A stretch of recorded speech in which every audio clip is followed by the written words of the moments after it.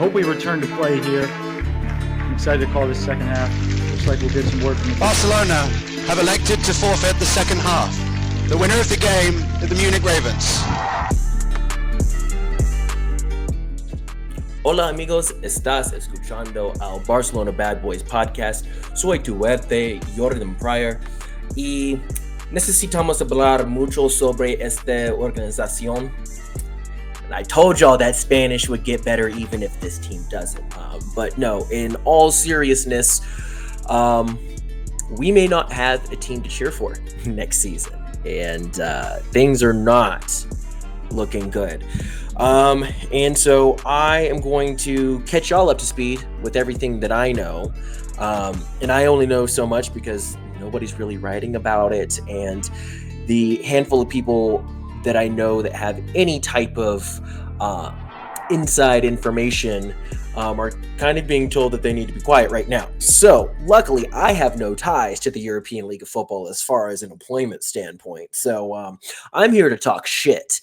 But yeah, let's start with this. I originally recorded the first version of this reaction pod at halftime.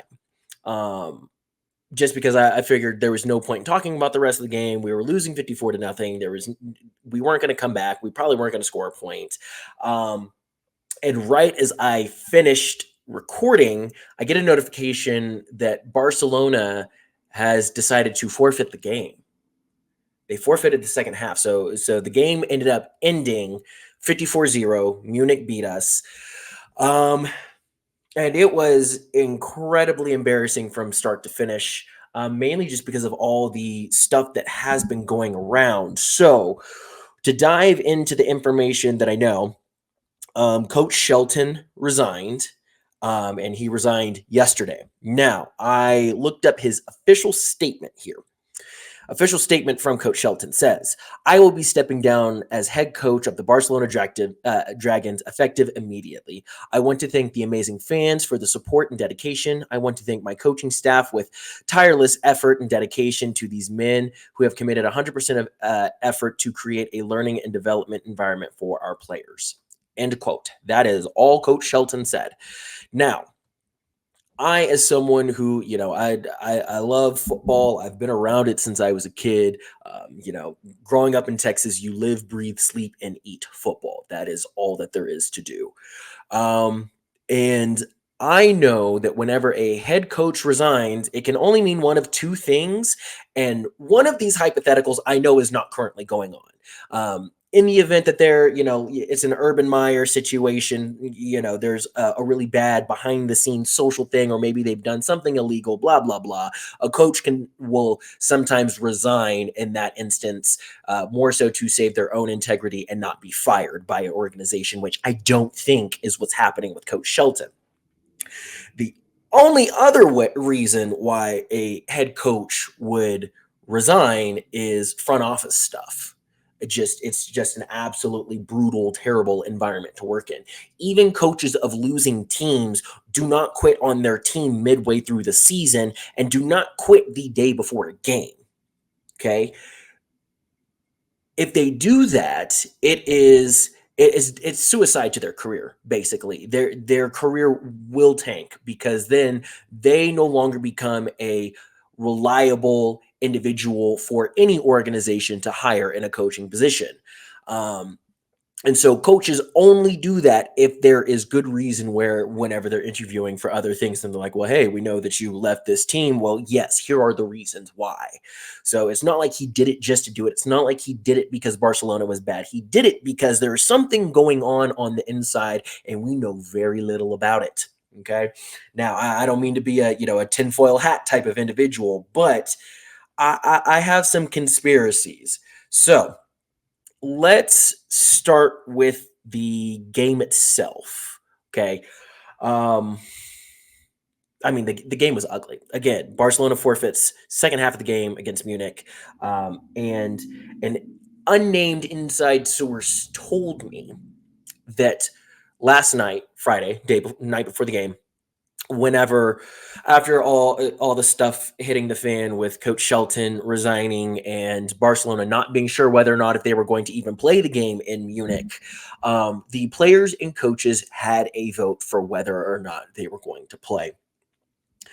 It is to my understanding that a majority of the coaches said no, absolutely not. We are done with this shit.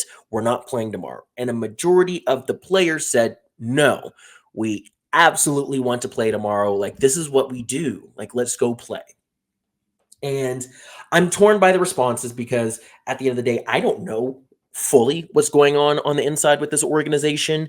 And so, people who are loyal to Coach Shelton, I can understand why they would take that approach.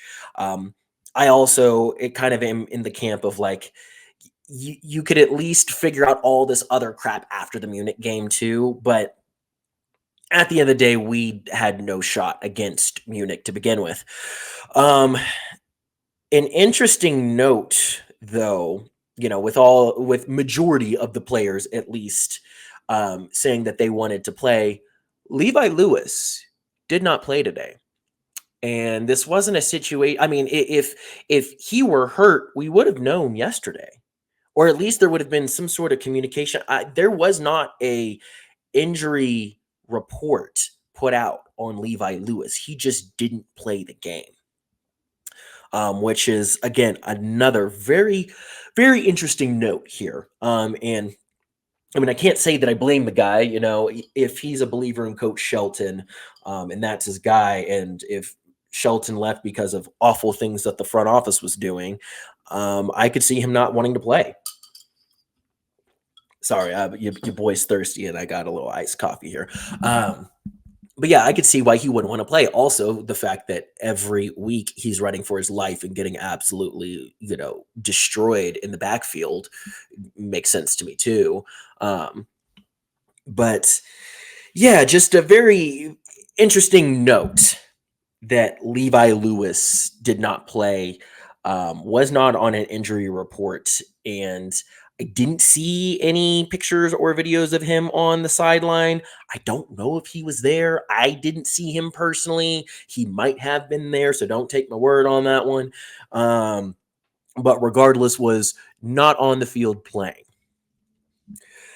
Yeah, just goes to show how much of a shit show this front office and this team has become.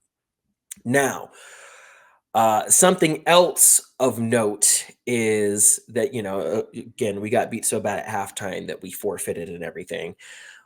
We had to get a consoling pep talk from Munich's head coach, Kendra Ellison. And I do want to shout out Coach Ellison, just real quick. It's a fucked up situation all around right now. All right, but the one thing you did, you controlled what you controlled. You came out here and you played football. All right, you did your end of it, okay? There's nobody that should leave here with your fucking head down.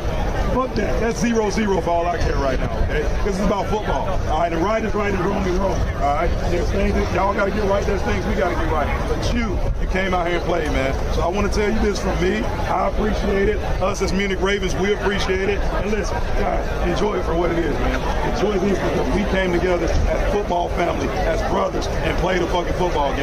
Not the wins, the losses, but the fact that we were able to come together. Guys from Germany, guys from Spain, all right? So do not fucking hang your head on the situation, what the situation is, all right? Because what you did today, you showed that you're bigger than that fucking situation. And I hope everybody from your front office gets it figured out so y'all can finish the season because that's what you guys deserve, all right? So Munich, give these guys a hand.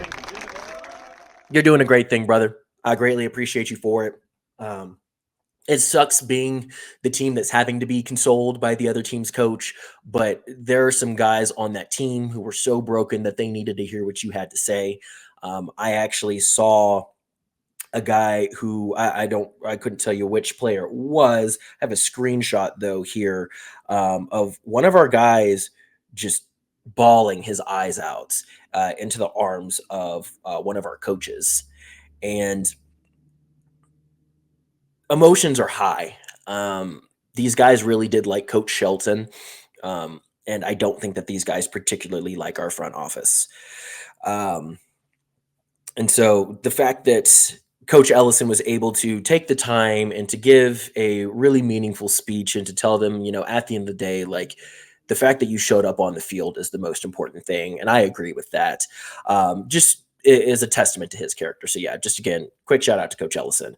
But yeah, also on the flip side of that though, man, being the team who has to be consoled by the other team's coach after a forfeit loss is brutal, man. It's brutal. That it shows just how broken everything is, because it wasn't a, I get that after Coach Shelton left that none of the other Barcelona assistant coaches really wanted to step into this role, given all the shit that's going on behind the scenes. But I noticed that none of them were the ones making that speech. None of them were out there and putting in that extra work to console their players. And I get that they're mad, but yeah, it's just, it goes to show where this organization as a whole is, that, the other team is coaching our team better than we can coach ourselves, essentially. So, but so that is the game aspect of this. Now let's talk about the actual front office aspect of this and dive deeper.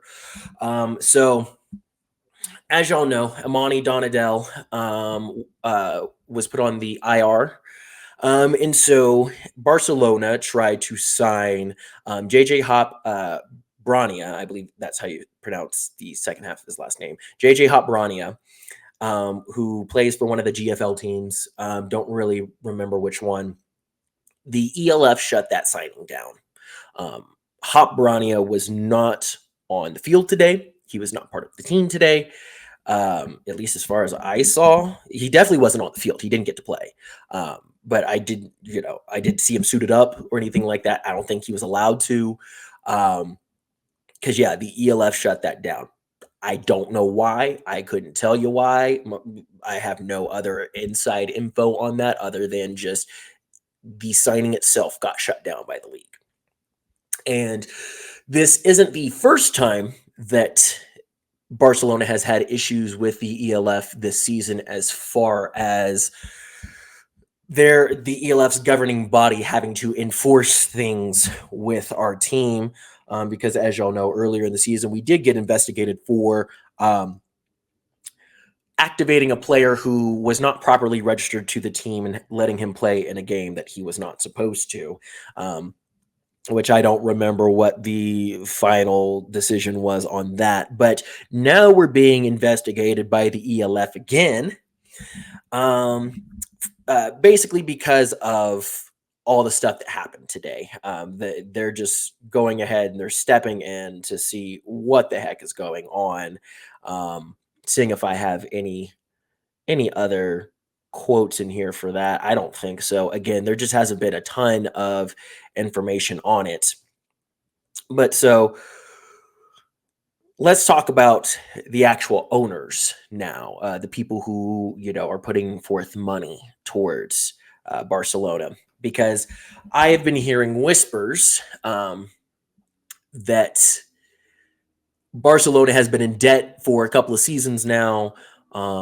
There is some sort of an issue with the tax code in the Barcelona area and their team. And I don't know a ton about Barcelona taxes because I don't live in Barcelona. But I do know that just from just being an adult, taxes standpoint alone, taxes suck. Taxes can mess up a ton of things. Taxes have messed up sports franchises here in the US. So, but yeah, apparently there's some sort of tax code that's really been screwing over their organization. They're also in a profit deficit and are not making money. And it hasn't been confirmed, but it's been spoken about multiple times. And it is at least worth noting that there is this idea on the inside that certain players aren't getting paid and aren't getting the money that they're supposed to and things of that nature. Now, while I can't speak to that, I can speak to the fact that Barcelona isn't really paying people, period, as far as the numbers that they're proposing to people. Because a couple weeks ago when we had Carlton Aiken Jr. on our pod, he, former Barcelona quarterback, he was talking about how Barcelona proposed a number to him and Helvetic proposed a number to him. Helvetic reached out, John Falk, and they offered me a contract, and I was like, hey, Helvetic gave me X amount. This is what I would like to come back. This, that, and the third. And Helvetic offered me a really, really, really, really good deal, and I didn't think anyone was really going to be able to beat it. Barcelona really couldn't beat it, and I understand.